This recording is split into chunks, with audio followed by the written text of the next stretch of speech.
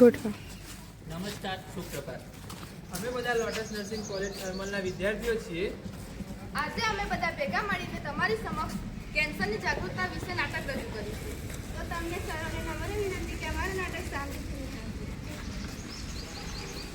તો આ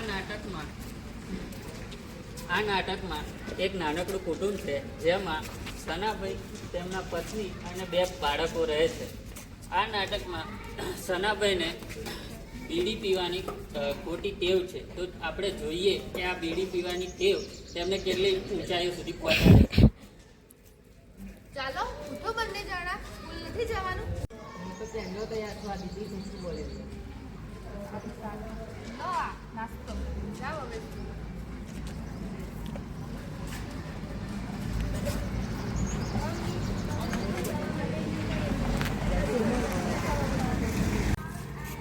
હવે સના કાકા રોજની આદતની જેમ બીડી લેવા દુકાને જશે.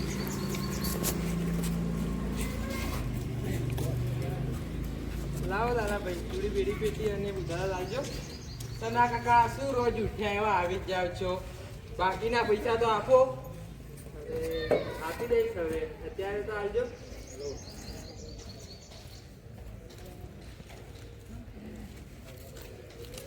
હું છું બીડી તમારા માટે લાવી છું ઉપર જવાની. મારું નામ છે મસાલો. અરે ભાઈ, મને તો કોઈ ખાવો. મારું નામ છે તમાકુ. મને તો કોને ખાઓ. મારું નામ છે વિમલ. કોઈ મને તો ચાખો. બોલો જુબા કેસરી, દાને દાને મેં કેસર કા દમ. મારું નામ છે દારૂ. અરે ભાઈ, મને કેમ ના ભૂલી જાવ છો? હું તો તમારા સુખ દુઃખનો સાથી છું. તો જોયું તમે, આ બધા હતા સના કાકાના મિત્રો, જે તેમને જલ્દીથી ઉપરની ટિકિટ કઢાવવામાં મદદ કરશે. ના બોલો ને, કામ કરતો બોલો. હવે થોડા દિવસો પછી તમાકુ અને બીડીના વ્યસનના કારણે સના કાકા બીમાર પડે છે. કેમ છો શાનાભાઈ? તબિયત પાણી બરાબર ને? અરે રાજુભાઈ, આવો આવો. અરે ભાઈ, કેટલા દિવસથી તબિયત બગડી છે. કહું છું ડોક્ટરને બતાવ્યો, પણ માનતા જ નથી. અરે ના ના, આ તો જૂઠું બોલે છે. કશું નહીં થયું મને. ના ના ભાઈ, આવું ના ચાલે. એકવાર ડૉક્ટરને બતાવો, શું કહે છે ખબર તો પડે. ચાલો આપણે ડૉક્ટર જોડે જઈએ.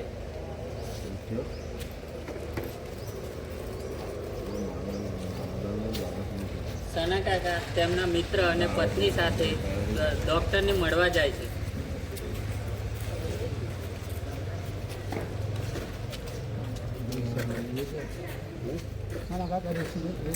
બોલો કાકા, શું થયું તમને? બેન, તાવ આવે છે, ભૂખ નહીં લાગતી અને મોઢામાં ચાંદા પડે છે. તમને કશાનું વ્યસન છે? હા, વ્યસન તો છે. બીડી અને તમાકુ. હા, સારું. હું તમને 2-3 રિપોર્ટ લખી આપું છું, એ કરાવી રાખજો.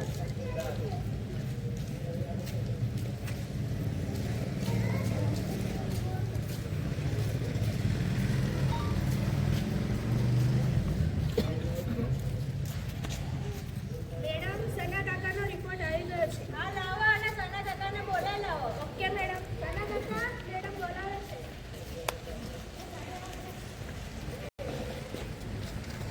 કાકા, તમારો રિપોર્ટ આવી ગયો છે. એમાં તમને ત્રીજા સ્ટેજનું મોઢાનું કેન્સર થયું છે. હે ભગવાન, આ શું થઈ ગયું? ગભરાશો નહીં. હું જે દવા લખી આપું છું એ લેજો અને નિયમિત ચેક કરાવવા આવવું પડશે. જો જરૂર જણાય તો ઓપરેશન પણ કરવું પડશે. કાકા, હવે આગળ જીવવું હોય તો તમારે આ વ્યસન બીડી અને તમાકુ છોડવું પડશે. બેન, ઓપરેશન અને દવાના કેટલા પૈસા થશે? ઓછામાં ઓછા 50 થી 60 લાખ તો થશે.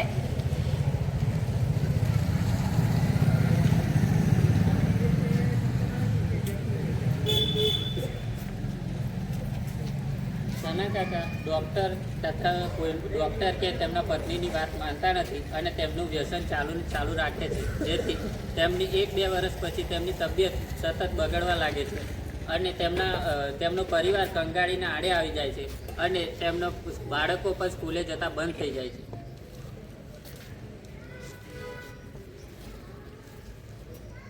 તમને આ શું થઈ ગયું? હું કહેતી કે આ બધું છોડી દો, પણ મારું માને જે થવાનું હતું એ થઈ ગયું. અને એમ લાગે છે કે મારા જવાના દિવસો આવી ગયા. કાશ મેં તમારા લોકોની વાત માની લીધી હોત તો આજે આ દિવસ ના આવે. તમે આવું ના બોલો. તમને કશું થશે તો આપણે આવીને પપ્પા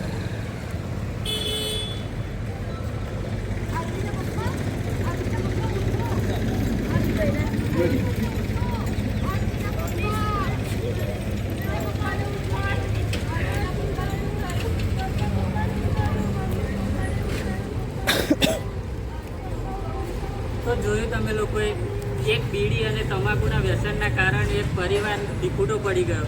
જો એ સમયે સના કાકાએ તેમના પત્ની અને ડૉક્ટરની વાત માની લીધી હોત તો આજે તેમનો પરિવાર સુખી અને સહી સલામત હોત. છતાં તેમની વાત માની નહીં અને અત્યારે તેમના પરિવારમાં દુઃખનો માહોલ છે. ભગવાને તમને આ દુનિયામાં પીને પીને મસાલો ખાઈને મરી જવા માટે નથી મોકલ્યા. તમને એટલા માટે મોકલે કોઈ સારું કામ કરો અને તમારા પરિવાર અને ગ્રામજનોને તમારા કામ પર ગર્વ થાય એવું કામ કરો. તો મારા વડીલો, ભાઈઓ અને બહેનો, તમે પણ તમારા બાળકને વ્યસનથી દૂર રાખજો અને આ મહાન બાળકના મહાન વ્યક્તિ બનાવજો, જેથી તમારું અને તમારા ગામનું રોશન